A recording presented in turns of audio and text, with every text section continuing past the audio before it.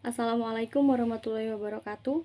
Kami dari kelompok 7 akan mempresentasikan materi mengenai pernikahan antar negara atau perkawinan campuran beda kewarganegaraan. Adapun anggota dari kelompok 7 yaitu Alwan Alfarisi, Nisa Rohayani, dan Puja Cahyani.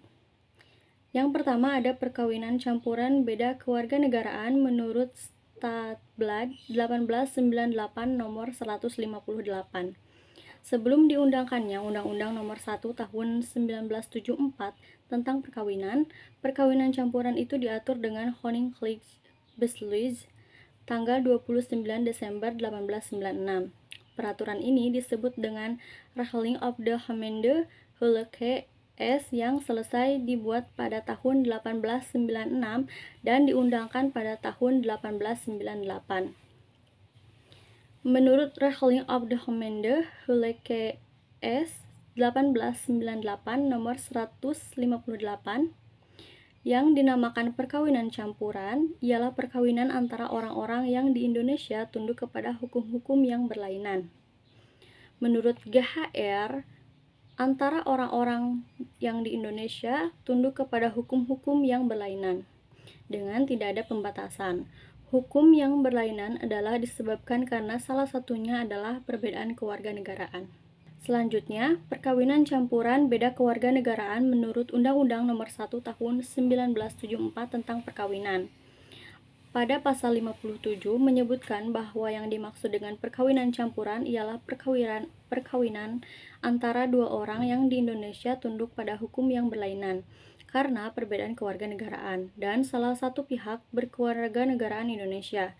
Dengan diundangkannya undang-undang tersebut, pembentukan undang-undang memberikan pengertian perkawinan campuran dalam arti hanya perkawinan antara warga negara Indonesia dan warga negara asing. Di samping itu juga tidak menentukan menurut hukum pihak mana perkawinan campuran itu harus dilangsungkan. Pasal 59 ayat 2 menentukan bahwa perkawinan campuran yang dilangsungkan di Indonesia dilakukan menurut undang-undang ini.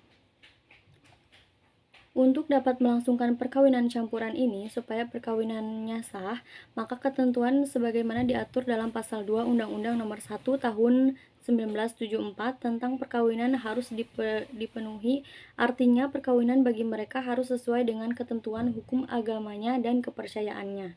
Selanjutnya, perkawinan campuran beda kewarganegaraan menurut Hukum Perdata Internasional Indonesia. Dalam Hukum Perdata Internasional, persoalan mengenai perkawinan transnasional adalah salah satu bidang yang paling vulnerable terhadap persoalan-persoalan hukum perdata internasional. Perkawinan transnasional adalah perkawinan yang dilakukan oleh dua orang yang berasal dari negara yang berbeda dan tunduk pada hukum nasional dua negara yang berbeda. Pada pasal 1 Undang-Undang Nomor 1 Tahun 1974 tentang perkawinan menyebutkan ikatan lahir batin antara seorang pria dan wanita sebagai suami istri dengan tujuan membentuk keluarga atau rumah tangga yang bahagia dan kekal berdasarkan ketuhanan yang Maha Esa. Ikatan perkawinan yang berlangsung antara seorang pria dan wanita yang masing-masing tunduk kepada sistem hukum nasional yang berbeda akan memunculkan persoalan-persoalan hukum perdata internasional dalam bidang hukum keluarga. Di dalam hukum perdata internasional, permasalahan pokoknya adalah sistem hukum manakah yang harus diberlakukan terhadap permasalahan-permasalahan yang terjadi. Secara teoritis, dalam hukum perdata internasional dikenal dua pandangan utama yang berusaha membatasi pengertian perkawinan campuran beda kewarganegaraan, yaitu yang pertama pandangan yang beranggapan bahwa suatu perkawinan campuran adalah perkawinan yang berlangsung antara pihak-pihak yang berbeda domisili sehingga terhadap masing-masing pihak berlaku kaidah-kaidah hukum intern dari dua sistem yang berbeda. Yang kedua, pandangan yang beranggapan bahwa suatu perkawinan dianggap sebagai perkawinan campuran apabila para pihak berbeda kewarganegaraan atau nasionalitasnya. Baik, selanjutnya asas-asas dalam hukum perdata internasional. Pertama, asas lex loci celebration. Yang kedua ada asas yang menyatakan bahwa validitas material perkawinan harus ditentukan berdasarkan sistem hukum dari tempat masing-masing pihak menjadi warga negara sebelum perkawinan dilangsungkan. Yang ketiga, asas yang menyatakan bahwa validitas material perkawinan harus ditentukan berdasarkan sistem hukum dari tempat masing-masing pihak berdomisili sebelum perkawinan dilangsungkan. Yang terakhir ada asas yang menyatakan bahwa validitas material perkawinan harus ditentukan berdasarkan sistem hukum dari tempat dilangsungkan perkawinan. Selanjutnya ada keabsahan pernikahan dalam hukum perdata internasional. Persyaratan atau validitas perkawinan dapat dibedakan menjadi dua, yakni persyaratan material (essential validity) dan persyaratan formal atau formal validity. Menurut pasal 60 ayat 1 Undang-Undang Nomor 1 Tahun 1974 tentang perkawinan, perkawinan campuran tidak dapat dilangsungkan sebelum terbukti bahwa syarat-syarat perkawinan yang ditentukan hukum berlaku bagi masing-masing pihak terpenuhi. Selanjutnya ada legalitas pernikahan antar negara di mata hukum Indonesia. Pada prinsipnya, perkawinan adalah suatu hak asasi manusia yang dijamin dalam pasal 28B ayat 1 Undang-Undang Dasar Negara Republik Indonesia tahun 1945. Pasal 56 Undang-Undang Nomor 1 tahun 1974 tentang perkawinan menyatakan, perkawinan yang dilangsungkan di luar Indonesia antara dua orang warga negara Indonesia atau seorang warga negara Indonesia dengan warga negara asing adalah sah, bila mana dilakukan menurut hukum yang berlaku di negara di mana perkawinan itu dilangsungkan, dan bagi warga negara Indonesia tidak melanggar ketentuan-ketentuan undang-undang ini. Akibat pernikahan campuran beda kewarganegaraan dalam hukum. Yang pertama ada sistem hukum tempat perkawinan diresmikan atau dilangsungkan.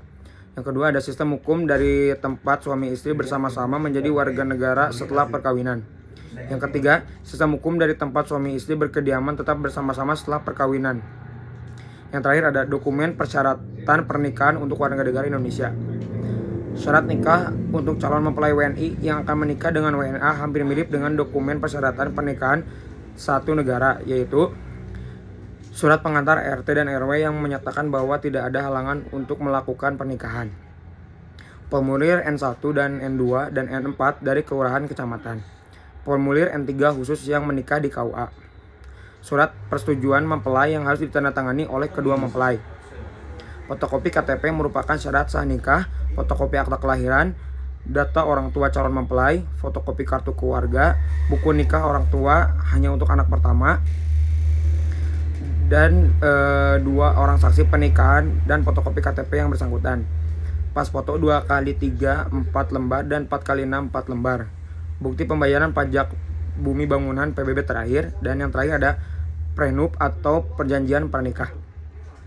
Persyaratan pernikahan untuk WNA yaitu Certificate of No Impediment alias surat single, yaitu surat keterangan yang menyatakan bisa menikah dan akan menikah dengan WNI. Surat ini dikeluarkan oleh instansi yang berwenang di negaranya seperti Kedubes. Fotokopi kartu identitas atau KTP dari negara asal calon mempelai WNA, dan fotokopi paspor, fotokopi akta kelahiran diperlukan sebagai syarat nikah, surat keterangan tidak sedang dalam status kawin, akte cerai jika sudah pernah kawin, akte kematian pasangan kawin bila meninggal, surat keterangan domisili saat ini diperlukan untuk persyaratan nikah, paspor 2x3 4 lembar dan 4x6 4 lembar. Yang terakhir yaitu untuk pernikahan di KUA harus menyatakan surat keterangan mualaf jika sebelumnya beragama non-muslim. Semua dokumen persyaratan nikah tersebut harus diterjemahkan ke dalam bahasa Indonesia oleh penerjemah yang telah disumpah. Kemudian dokumen syarat nikah juga harus dilegalisir oleh kedutaan negara calon mempelai WNA yang ada di Indonesia. Selanjutnya, tata cara perkawinan campuran diatur dalam pasal 59 ayat 2 sampai dengan pasal 61 ayat 1 Undang-Undang Nomor 1 Tahun 1974 yang menentukan sebagai berikut. Yang pertama yaitu perkawinan campuran yang dilakukan di Indonesia dilakukan menurut Undang-Undang Perkawinan ini. Yang kedua, perkawinan campuran tidak dapat dilangsungkan sebelum terbukti bahwa syarat-syarat perkawinan yang ditentukan oleh hukum yang relatif dipenuhi. Karena itu tidak untuk melangsungkan perkawinan campuran. Maka mereka yang menurut hukum yang berlaku bagi pihak masing-masing berwenang mencatat perkawinan, diberikan surat keterangan bahwa syaratnya telah terpenuhi. Yang ketiga, jika pejabat yang bersangkutan menolak untuk memberikan surat keterangan itu, Maka atas permintaan yang berkepentingan pengadilan memberikan keputusan dengan tidak boleh dimintakan banding tentang soal apakah penolakan pemberian surat keterangan itu beralasan atau tidak. Yang keempat, jika pengadilan memutuskan bahwa penolakan tidak beralasan, maka keputusan itu menjadi pengganti keterangan yang tersebut dalam pasal 60 ayat 3 Undang-Undang Perkawinan Nomor 1 Tahun 1974. Yang kelima, surat keterangan atau keputusan pengganti keterangan tidak mempunyai kekuatan lagi jika perkawinan itu tidak dilangsungkan dalam masa 6 bulan. Dalam masa 6 bulan sudah keterangan itu diberikan. Yang terakhir yaitu perkawinan campuran dicatat oleh pegawai pencatat yang berwenang. Selanjutnya ada status anak dari pernikahan campuran beda kewarganegaraan. Undang-Undang Nomor 12 Tahun 2006 tentang Kewarganegaraan Republik Indonesia menganut asas terjadinya peristiwa di mana anak tersebut dilahirkan. Maka ia menjadi WNI yang mempunyai kewarganegaraan terbatas. Maksudnya, setelah anak berusia 18 tahun, dia berhak menentukan atau memilih kewarganegaraannya dengan mengajukan permohonan kepada Presiden melalui Menteri Kehakiman dan HAM. Menurut teori hukum perdata internasional, untuk menentukan status anak dan hubungan anak antara anak dan orang tua perlu dilihat dahulu perkawinan orang tuanya sebagai persoalan pendahuluan. Selanjutnya, status anak di luar pernikahan campuran beda kewarganegaraan yang sah. Pasal 5 ayat 1 Undang-Undang Nomor 12 Tahun 2006 tentang kewarganegaraan mengatur anak warga negara Indonesia yang lahir di luar pernikahan yang sah, belum berusia 18 tahun atau belum kawin diakui secara sah oleh ayahnya yang berkebangsaan asing, tetap diakui sebagai warga negara Indonesia. Yang terakhir yaitu Undang-Undang Nomor 12 Tahun 2006 tentang Kewarganegaraan memuat asas-asas kewarganegaraan umum atau universal. Adapun asas-asas yang dianut dalam undang-undang tersebut sebagai berikut.